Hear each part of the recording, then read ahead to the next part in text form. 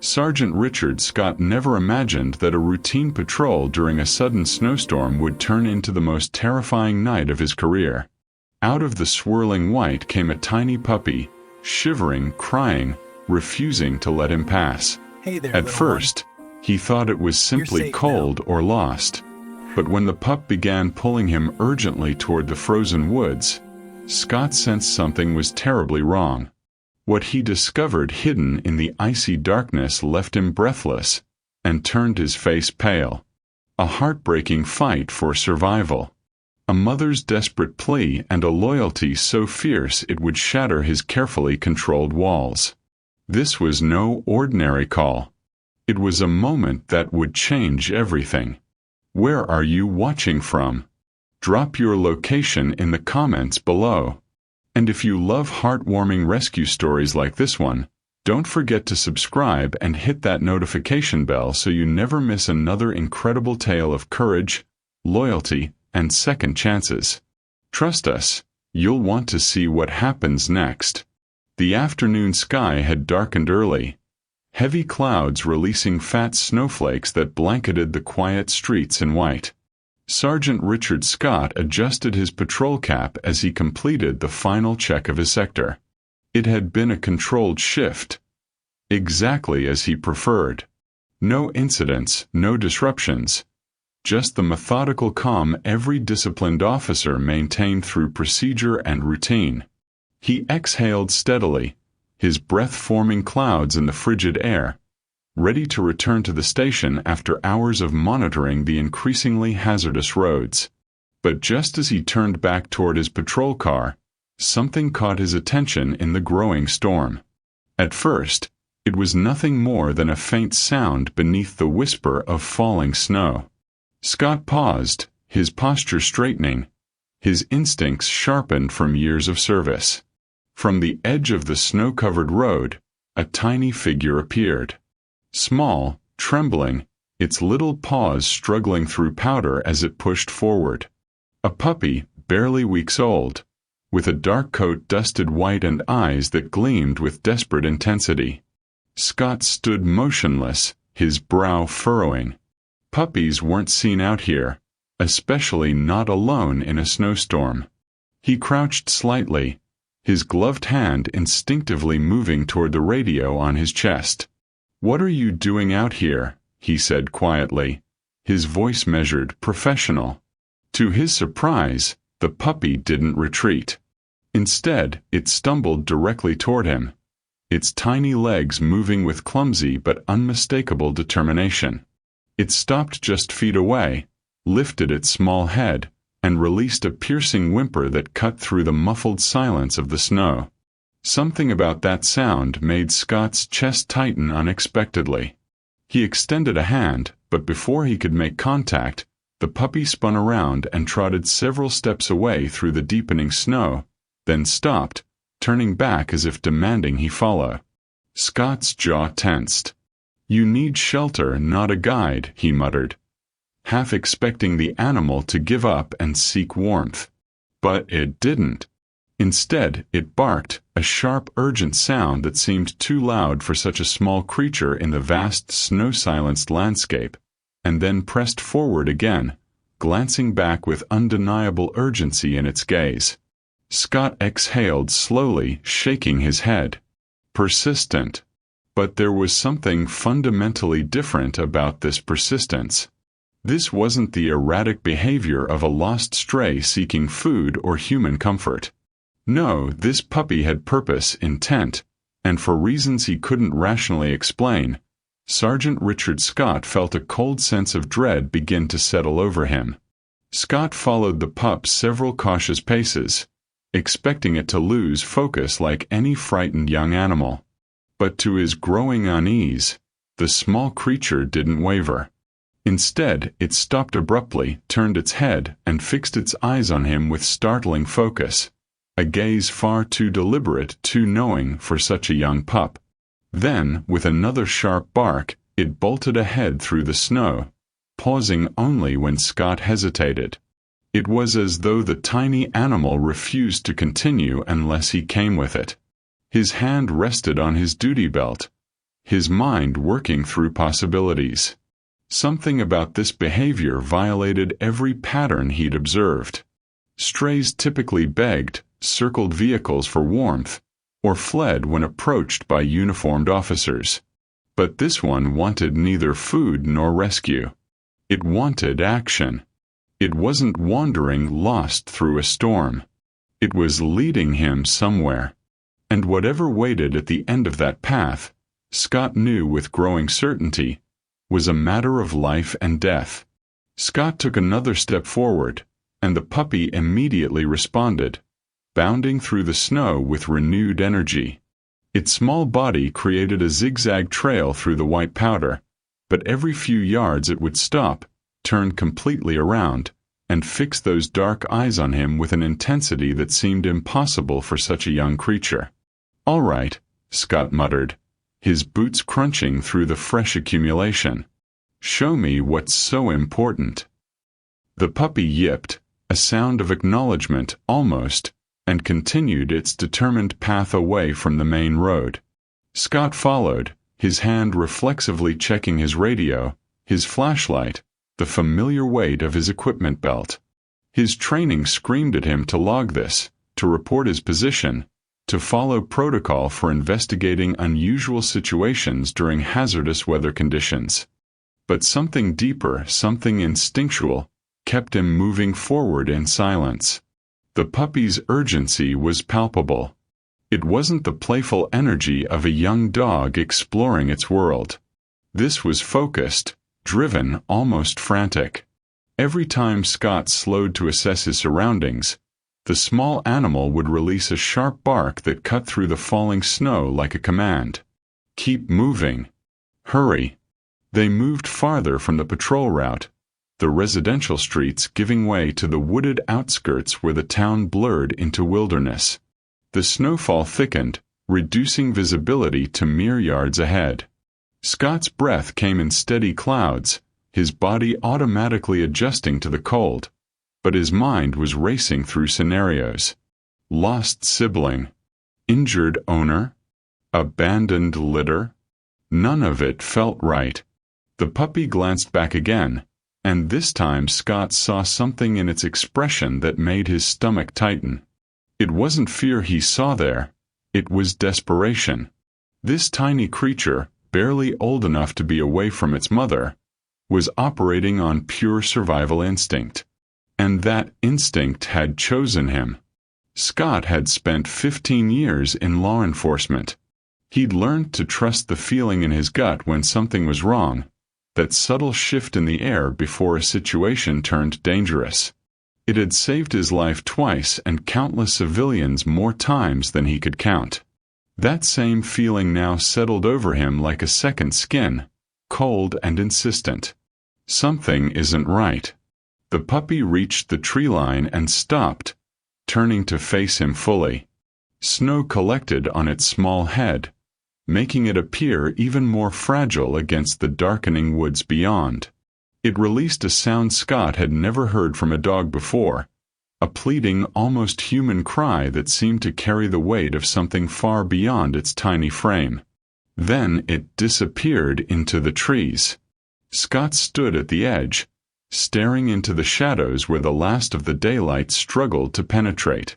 Every professional instinct told him to call for backup, to wait for support, to follow established procedure. But the puppy's cry echoed in his mind, and his feet carried him forward into the cold darkness before his training could object. The transition from pavement to wilderness was immediate and disorienting.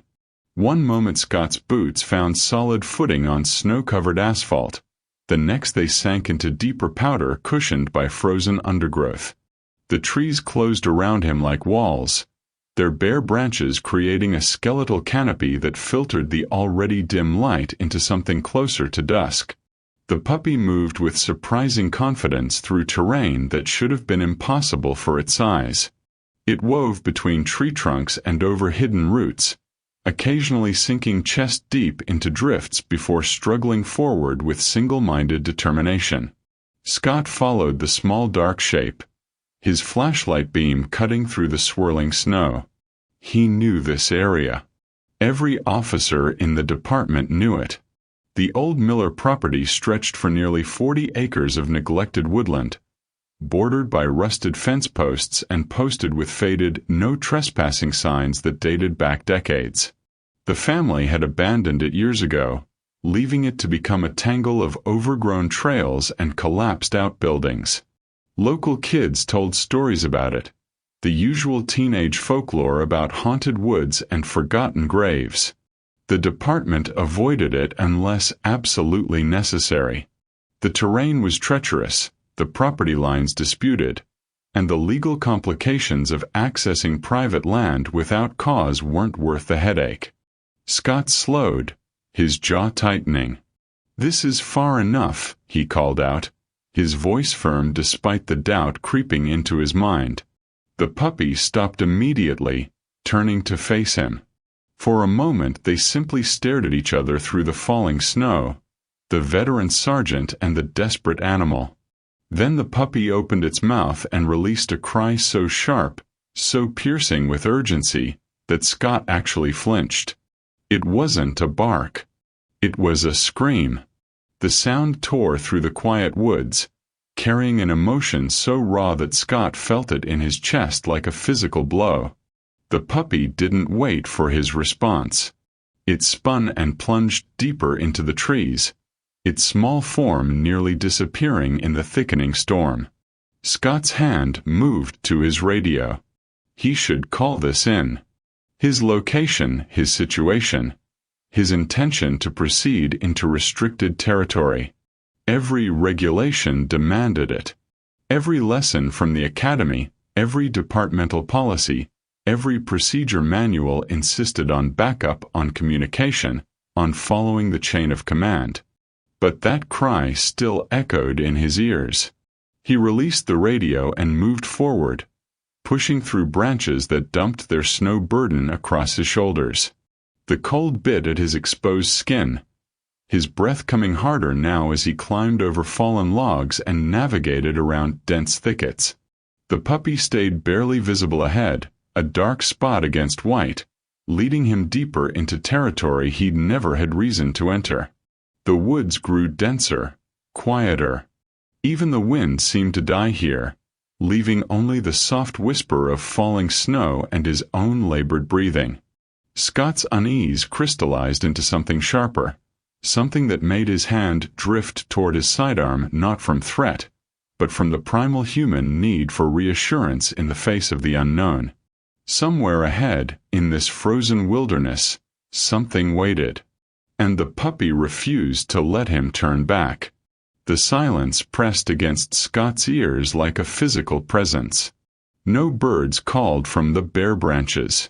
No small animals rustled through the underbrush.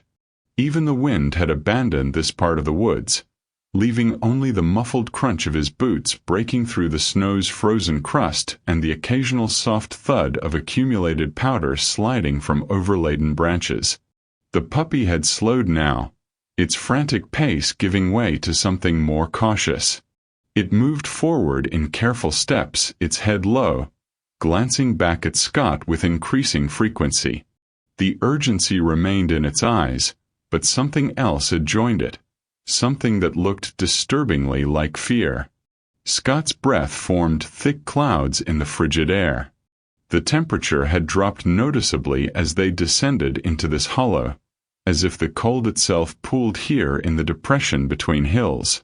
His fingers had gone numb despite his gloves, and he flexed them repeatedly to maintain sensation.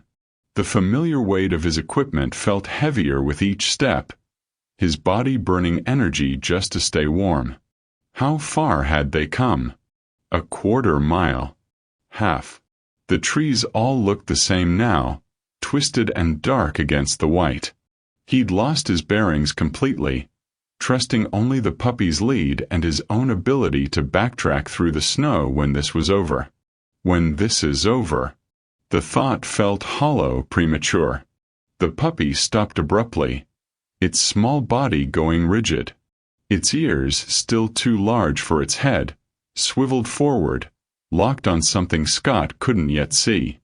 The animal didn't move, didn't make a sound, just stood frozen in the snow like a statue. Scott halted, his hand instinctively moving to his flashlight. "What is it?" he whispered, though he didn't expect an answer. Then he heard it. A sound so faint he almost dismissed it as whined through the branches. But the wind had died. This was something else, a broken, rasping noise that seemed to drift through the trees from somewhere ahead. Scott held his breath, straining to hear. There it was again. A whimper. Low, weak, trembling with pain. His blood went cold in a way that had nothing to do with the temperature.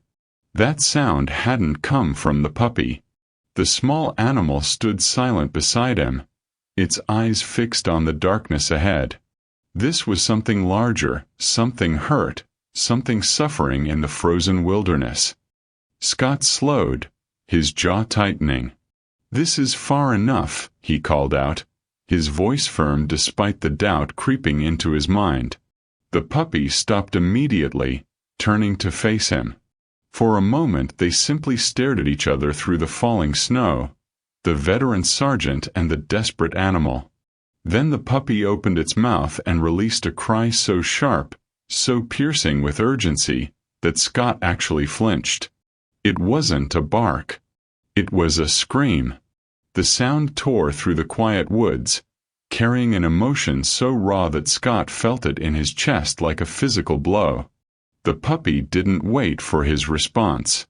It spun and plunged deeper into the trees, its small form nearly disappearing in the thickening storm. Scott's hand moved to his radio. He should call this in. His location, his situation, his intention to proceed into restricted territory. Every regulation demanded it.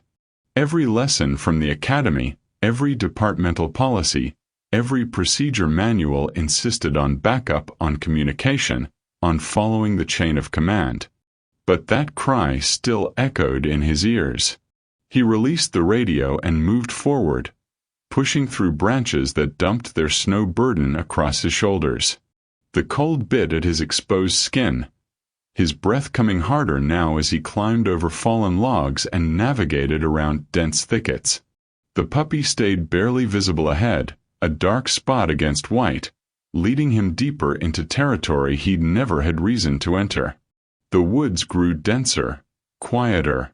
Even the wind seemed to die here, leaving only the soft whisper of falling snow and his own labored breathing. Scott's unease crystallized into something sharper, something that made his hand drift toward his sidearm not from threat, but from the primal human need for reassurance in the face of the unknown. Somewhere ahead, in this frozen wilderness, something waited. And the puppy refused to let him turn back. The silence pressed against Scott's ears like a physical presence. No birds called from the bare branches. No small animals rustled through the underbrush.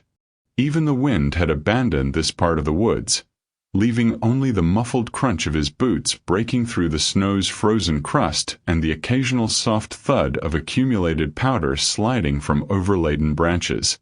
The puppy had slowed now, its frantic pace giving way to something more cautious. It moved forward in careful steps, its head low, glancing back at Scott with increasing frequency. The urgency remained in its eyes, but something else had joined it, something that looked disturbingly like fear.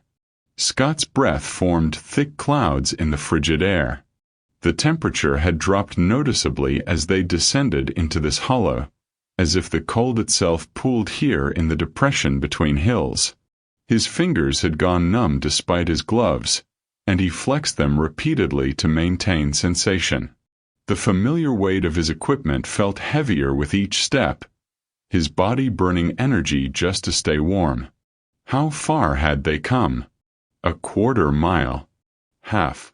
The trees all looked the same now, twisted and dark against the white. He'd lost his bearings completely, trusting only the puppy's lead and his own ability to backtrack through the snow when this was over. When this is over. The thought felt hollow, premature. The puppy stopped abruptly, its small body going rigid. Its ears, still too large for its head, swiveled forward, locked on something Scott couldn't yet see. The animal didn't move, didn't make a sound, just stood frozen in the snow like a statue. Scott halted, his hand instinctively moving to his flashlight. "What is it?" he whispered, though he didn't expect an answer. Then he heard it. A sound so faint he almost dismissed it as whined through the branches. But the wind had died. This was something else, a broken, rasping noise that seemed to drift through the trees from somewhere ahead. Scott held his breath, straining to hear. There it was again. A whimper. Low, weak, trembling with pain. His blood went cold in a way that had nothing to do with the temperature. That sound hadn't come from the puppy. The small animal stood silent beside him, its eyes fixed on the darkness ahead. This was something larger, something hurt, something suffering in the frozen wilderness.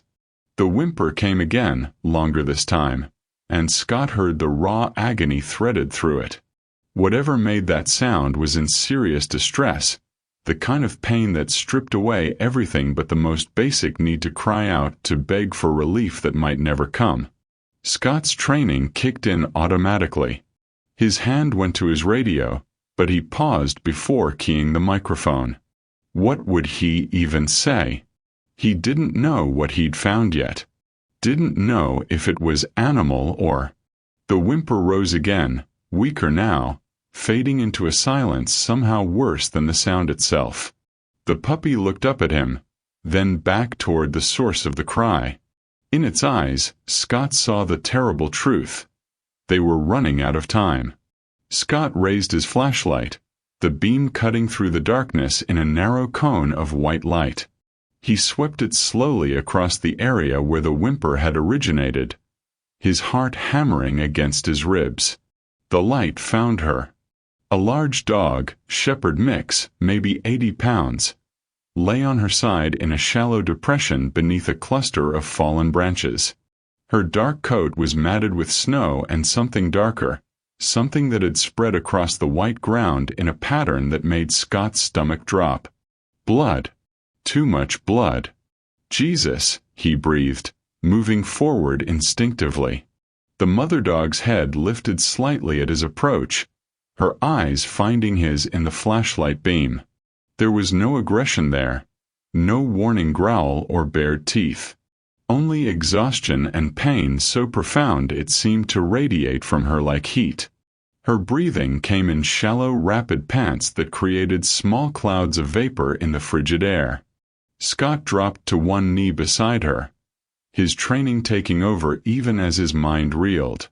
He scanned her body methodically, searching for the source of the bleeding.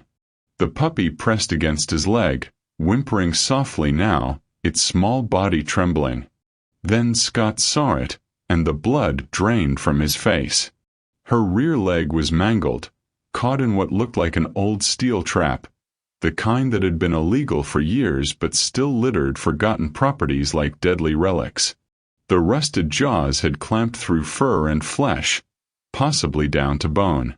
The snow around the trap was stained deep crimson, and the blood was still flowing, slower now but steady enough to be lethal given time and cold. How long had she been here? Hours? A day? Scott's hands moved to the trap, then stopped.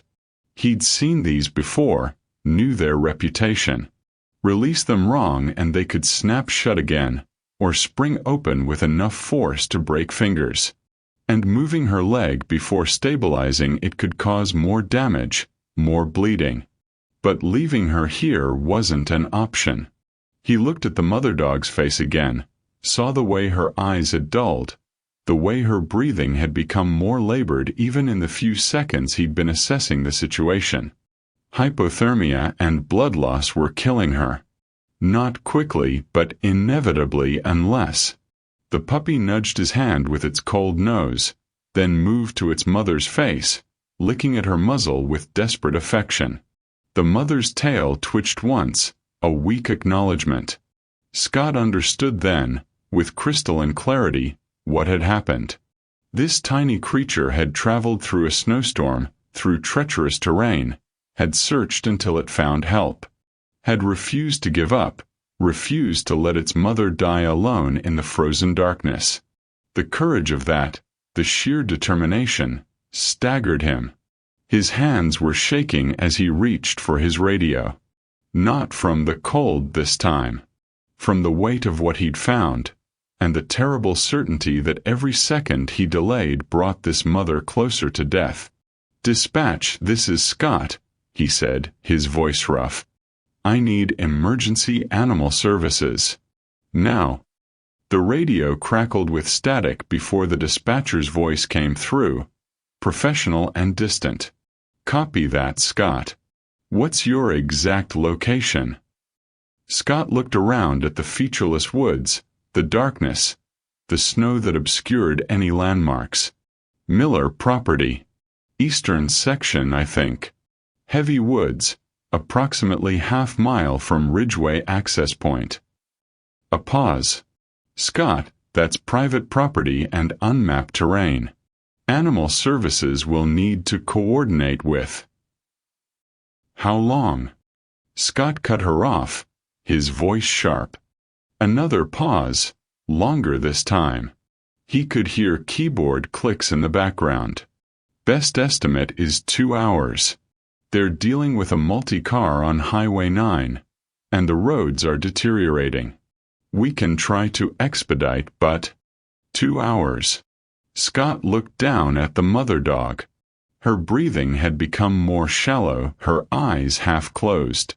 The blood flow from her leg had slowed to a dark seep, but that wasn't a good sign. It meant she didn't have much left to lose. 2 hours in this cold, with these injuries. She'd be dead in one. "Scott, do you copy?"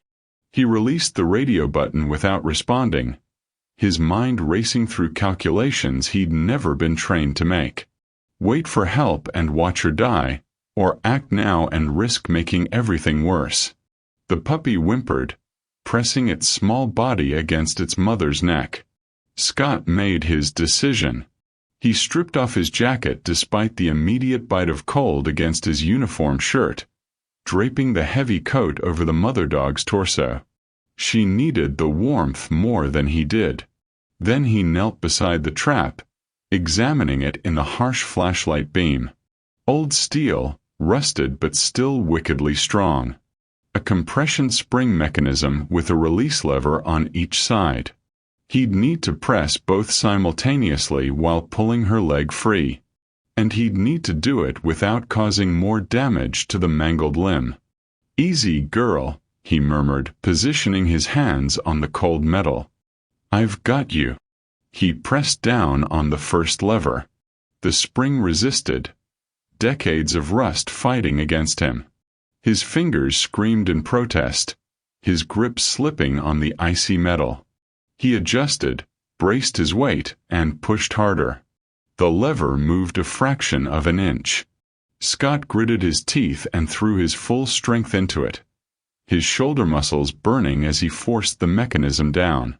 The second lever fought just as hard, but he managed to compress it, feeling the trap's jaws begin to loosen their grip.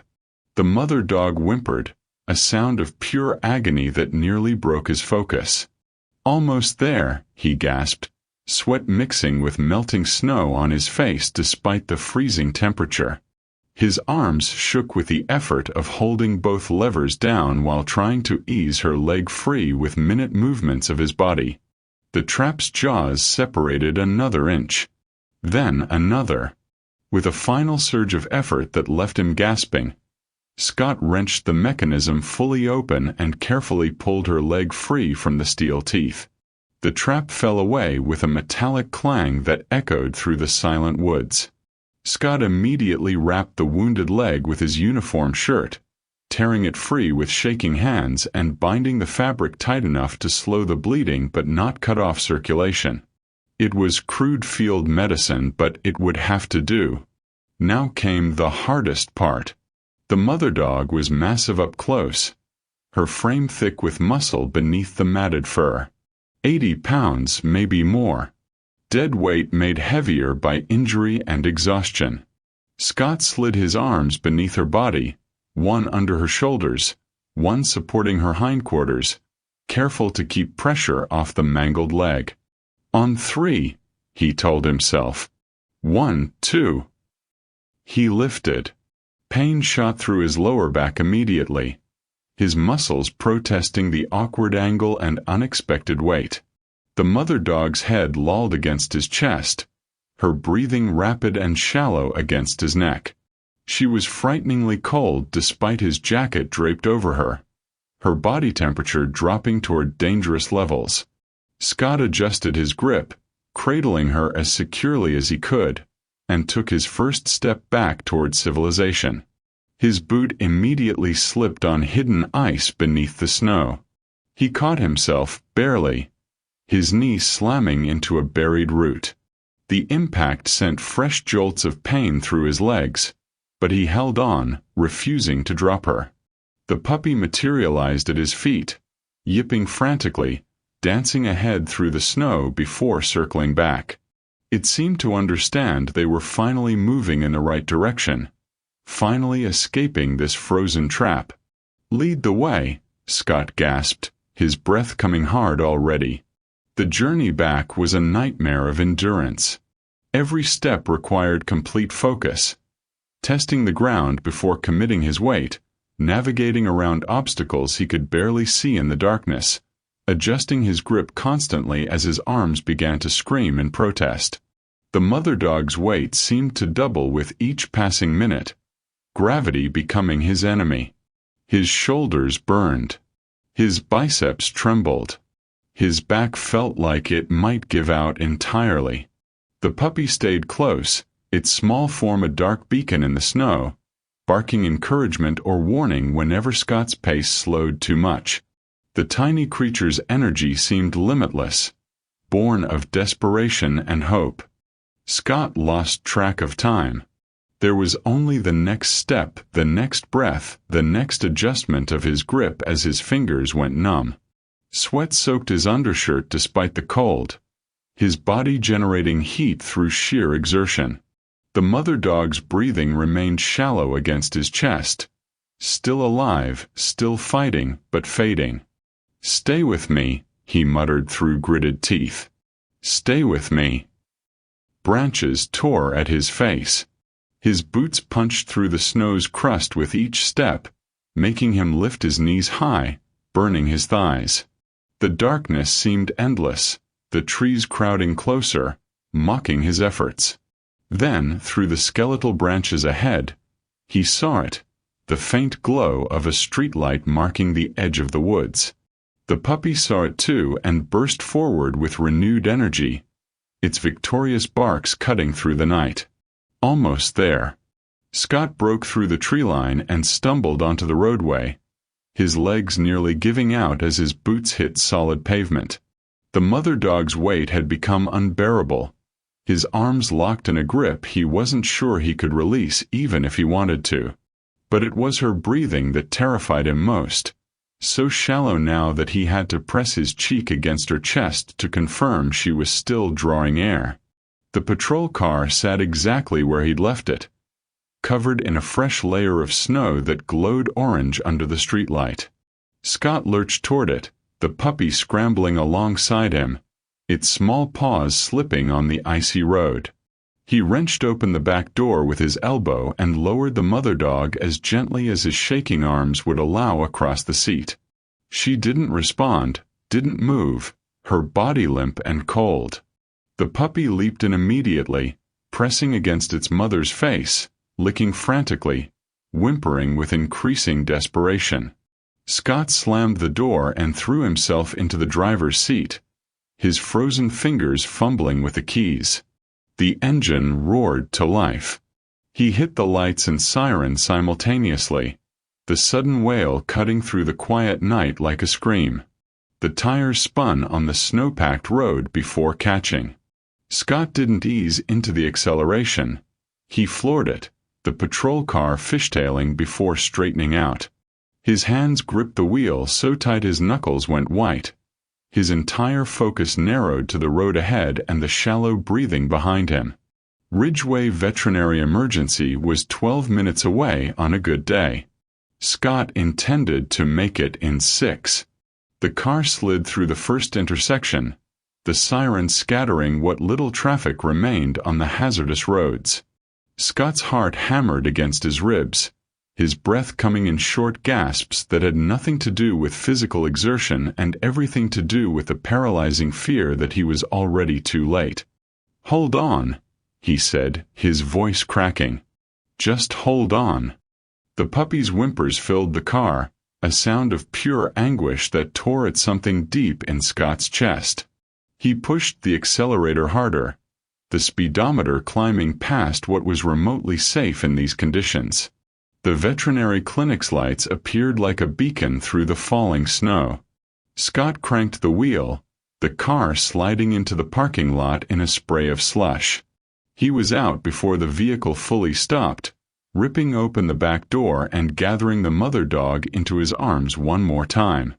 The clinic doors burst open as he ran toward them, a veterinarian in blue scrubs emerging at the sound of the siren. "Severe leg trauma, major blood loss, hypothermia," Scott gasped, lowering the dog onto the gurney an assistant had wheeled out. "She's been trapped for hours." The vet's hands moved over the mother dog with practiced efficiency, her expression grave. "Get her to surgery. Now." They disappeared through the doors in a rush of motion and urgent voices. Scott stood in the falling snow, his arms empty, his body trembling from exhaustion and adrenaline. The puppy sat at his feet, staring at the closed doors, whimpering softly. 37 minutes later, the veterinarian emerged, still in her surgical gown, blood on her gloves. Scott rose from the waiting room chair, his heart in his throat. She smiled, exhausted but genuine. "She's critical. But you brought her just in time." The first 48 hours were critical, the veterinarian had explained. Infection, complications from surgery, the trauma her body had endured. Any of it could still claim her life. So Scott came every day, before his shift and after, sitting in the small visitation room where the mother dog lay in a heated recovery kennel, her leg wrapped in clean white bandages, and 4-line running into her foreleg. The puppy never left her side. The staff had tried to separate them that first night, concerned the small animal would interfere with the mother's recovery. But the puppy had cried with such desperate, heartbroken intensity that they'd relented, creating a small padded area beside the kennel where it could stay close. Scott watched them through the observation window during those long days. Watched the puppy curl against its mother's chest, its small body rising and falling with her labored breathing. Watched it wake at every sound, every movement, checking that she was still there, still alive. Watched it lick her face gently, offering the only comfort it knew how to give. The unconditional devotion staggered him. On the third day, the mother dog's eyes finally opened with something resembling awareness. The puppy had been dozing, but came alert instantly, pressing close, whimpering softly. The mother's tail moved. Barely a twitch, but movement nonetheless. Her head shifted, and she touched her nose to the puppy's tiny face. Scott felt something crack in his chest. He'd spent 15 years building walls. Professional distance, he called it. Emotional discipline. Control. Don't get attached. Don't let the job follow you home. Don't open yourself to loss. But watching that reunion, watching the puppy's joy and the mother's weak but determined response, those walls felt suddenly fragile. By the 5th day, the veterinarian declared the mother stable enough for release within the week, provided she had somewhere to recover. "She'll need careful monitoring," the vet explained. "Restricted movement, medication schedule, wound care. And she can't be separated from the puppy. Their bond is crucial to her recovery. Scott heard himself say the words before he'd consciously made the decision. "I'll take them." The vet smiled knowingly. "I thought you might." The paperwork was straightforward. Vaccination records, microchip registration, adoption agreements. Scott filled it all out in the clinic's front office, his hand moving across the forms with strange certainty. When he reached the line for owner name, he paused, pen hovering. Owner. The word felt inadequate somehow. He glanced back through the window at the recovery room. The puppy had climbed onto the edge of the kennel, curled against its mother's side, both of them sleeping peacefully for the first time since he'd found them. They weren't just rescues. They weren't charity cases or good deeds to make him feel better about himself. They were his. And somehow, in the frozen woods and desperate race through the snow, he'd become theirs. Scott signed his name, and felt the walls around his heart collapse completely. Scott's house had always been exactly what it appeared to be.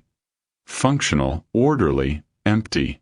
A place to sleep between shifts, to maintain uniforms and equipment, to exist in the carefully controlled space he'd constructed around his life. He'd never thought of it as lonely because he'd never allowed himself to think of it at all. But bringing them home changed everything. He'd prepared a recovery area in the living room, following the veterinarian's instructions precisely. Orthopedic bedding for the mother dog's healing leg, puppy pads, water bowls, the prescribed medications arranged in careful rows. Everything organized, everything controlled, everything exactly as it should be. The mother dog settled into the bed with visible relief, her body finally able to relax in the warmth and safety. The puppy explored for exactly 30 seconds before returning to curl against her, as if unable to bear even that brief separation. Scott sat on the floor beside them, still in his uniform, and for the first time since he'd emerged from those woods, allowed himself to simply breathe. The silence of his house felt different now. Not empty, full of soft breathing and the occasional contented sigh from the puppy. Full of life he'd rescued, but that was somehow rescuing him in return. The weight of it hit him without warning. How close he'd come to walking past that intersection. How easily he could have dismissed the puppy as a simple stray, radioed animal control, and driven away. How many minutes, maybe seconds, had separated this moment from one where the mother dog died alone in the frozen darkness, and the puppy froze beside her. The thought stole the breath from his lungs. His hands started shaking first, then his shoulders. The adrenaline that had sustained him through 5 days of vigil finally drained away, leaving behind the terrible understanding of what he'd almost failed to save. 15 years of rigid control, of emotional walls built brick by careful brick, crumbled in an instant. The tears came hard and unexpected, blurring his vision, tightening his throat. The puppy's head lifted immediately, those dark eyes finding his face with uncanny awareness. It climbed carefully over its sleeping mother and walked to Scott on unsteady legs, pressing its small body against his chest. Scott gathered the tiny creature in his hands, cradling it close, and felt something fundamental shift inside him. All the loss he'd armored himself against, all the vulnerability he'd refused to acknowledge, all the connection he'd been too afraid to risk, it poured out in that darkened living room, witnessed only by the two souls who understood better than anyone what it meant to fight desperately for life. "You saved her," Scott whispered, his voice breaking. He pressed his face against the puppy's soft fur, feeling its heartbeat against his palm. "But you saved me too." The puppy nestled closer, and for the first time in longer than he could remember, Sergeant Richard Scott felt whole. What started as a routine patrol in the snow became the most transformative night of Sergeant Richard Scott's life. That tiny puppy didn't just lead him to its mother. It led him to a part of himself he'd been afraid to acknowledge for 15 years. Sometimes the ones we rescue end up rescuing us in ways we never expected.